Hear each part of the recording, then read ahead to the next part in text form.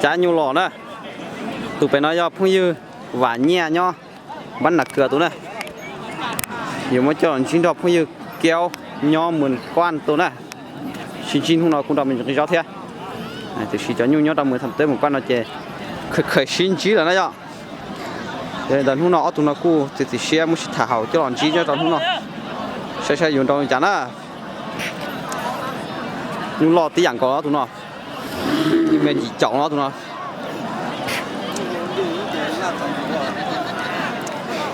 nó sắp về nó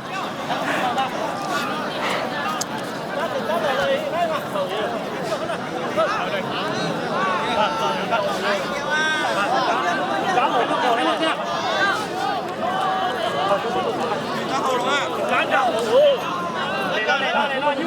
Con này có bao nhiêu? Con sao không phải là kéo?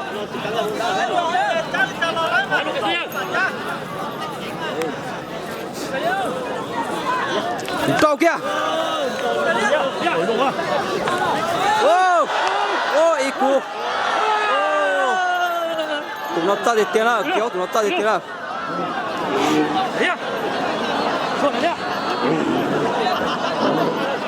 Ít cú này, đó chỉ nhóm tập võ tư là chỉ bỏ này thì cũng sẽ ra. Kéo tụi nó lo xía ra tiền ra tụi nó nè. Nhà ta làm đôi chỉ mua tụi đi đâu nè. Tụi phong như và nhia tụi nó cú nhìn đâu không có đó chỉ cho ít cú ta su một chỉnh nữa nè. Chờ lòng nè, đó chỉ nhóm tập võ tư là thay tao nè.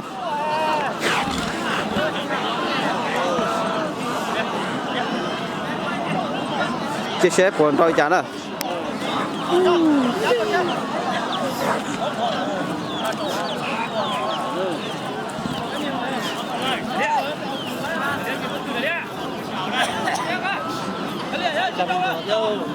Đến đâu?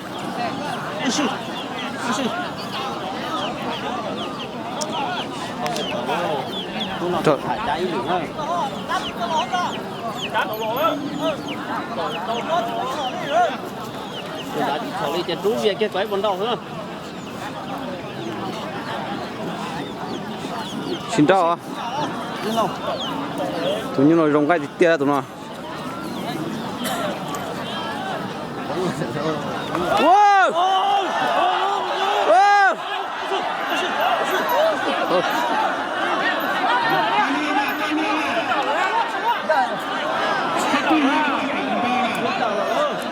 Nó dầu qua đâu ơ? Nó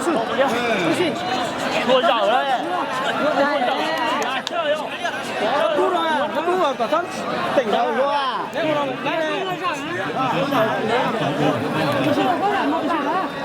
Không một nữa đấy. Được chó đấy. Được chó đấy luôn nữa nè. Sao bún đỏ? Để lên nhà đấy. Cho chó ơi. Không để nữa, tôi đá nó mò cái mà đá cái. Đừng đâu. Đá.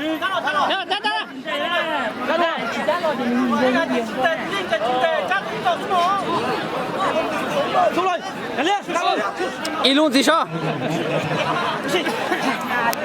Ô, không biết là chỉ tụi nó cuối nhà lúng ra cô trong mấy chuyện này cha.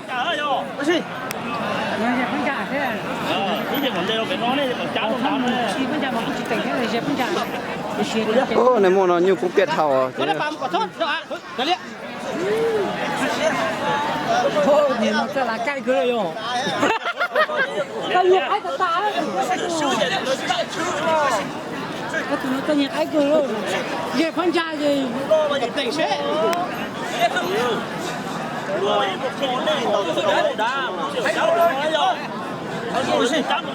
Ôi. Mama, số ô tao nhận trả coi nhiều thiệt. Xuống rồi liền. Chỉ có chữ đây ô tô rồi đây đây. Đéo tôi chát luôn rồi. Đéo tôi tụi nó mà. Ôi xì. Ôi xì, một cái tao này. Hai đéo là một cái hai cái. Nhà hai chơi vô rồi mà nó mò cho. Đây gì cơ? Nó chỉ mà anh ra tiền nó mua nó đến nó mà chặt nó à. Nó mua lấy hai. Đây nó mà chặt chứ. Đây rồi. Nó mà chặt thì nó Tụi nó muốn luôn này, quên chưa đây, xem này.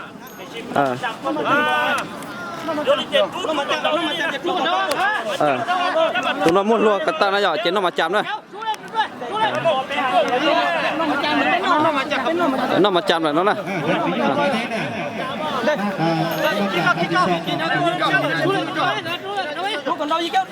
nó mà chạm là nó chỉ muốn cho con trâu sẽ tụi những tụi xứ này muốn lùa khi cái tay trên nó mà chạm nè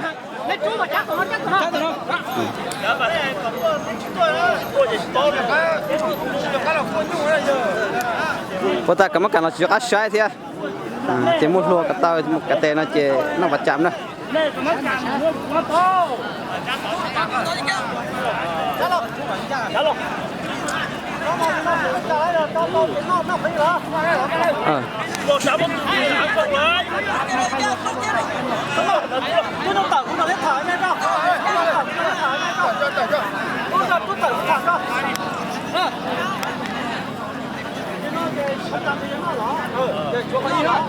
sẽ khó có gì sẽ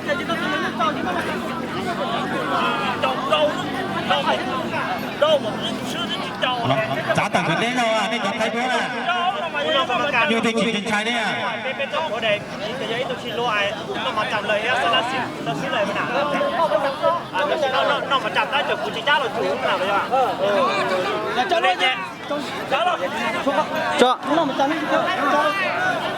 Đâu về đi kêu.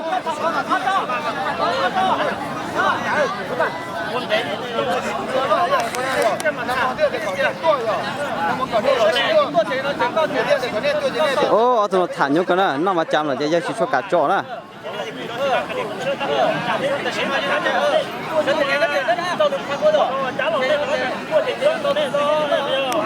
thả cũng nó nhốt cưng con điนี่จู่ยัวกรรมการดูด้วยจ้ะนี่เอาตัวจืดอยู่นะ do cái tiếng mà mình chàng đá trâu thì bây giờ nói em trâu tôi chữ để tôi nói cái lan đó giờ thì nó mà chàng đá chữ để trâu nó để cũng nhiều đông này để giờ khi ta nói là cái salad ship đá thảo được nhau nhưng mà chàng salad ship nó chạy vô ta đâu đâu đây chân đá đó cho mà chạm tu kéo tụi nó nọ nè để cho đôi hết tụi mình một xíu tụi xíu để nọ đó nè kéo trả rồi chưa ôi xì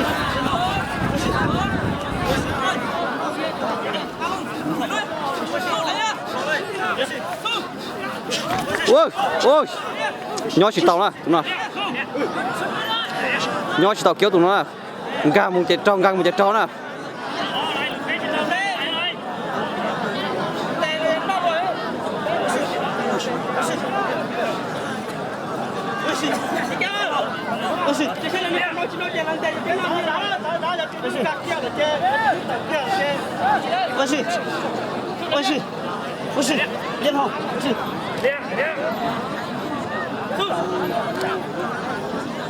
ô tụi nó sẽ chênh Đi nó chơi tập lại tả không đó. Tôi có rồi. ôi tụi nó cúi rồng hay nữa kéo tụi nó lấy piệp hình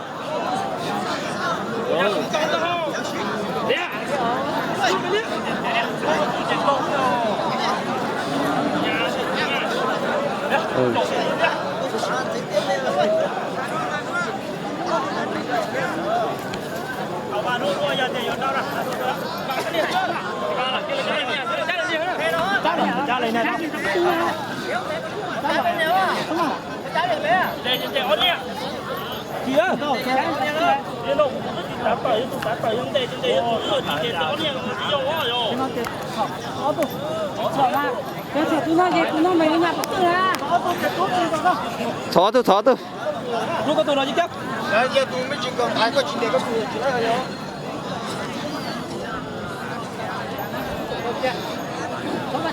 chào sao trời ơi có chó xin có chiếc cá cho cái cho ta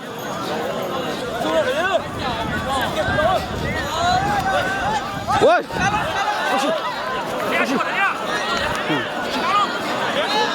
sinh hai nó xíu nữa xíu thì tiếc ô lệch lại cú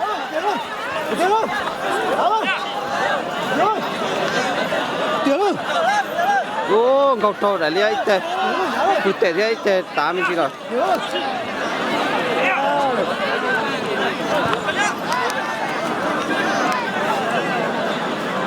trâu trâu ít thì chỉ đi chắn á người ta tụi nó nhạt tiền ô ôi nó kia rồi bây giờ nhiều nhà mua nó chạy cũng biết hào nữa tụi nó cũng biết hay là tụi nó tông cái gì kia nên giá cả đây nè chỉ phút có từ nhu cái chú lò xếp còn lò là tụi nó này tụi nhu là cái là tụi nhu tu sa tụi nó kia đó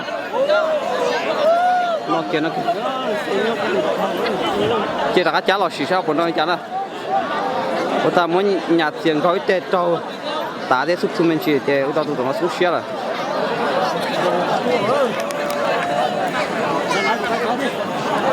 cái chả lò nên giờ lại đua yên giá cả đây mình gì là giá tụi có lò tụi có tên chỉ trên trai có từ nhu này có con nốt có đó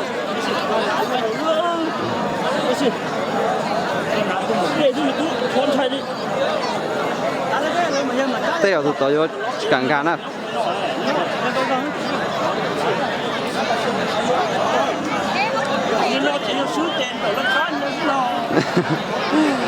tụi nó chè ô lúa gì học tiền là tụi nó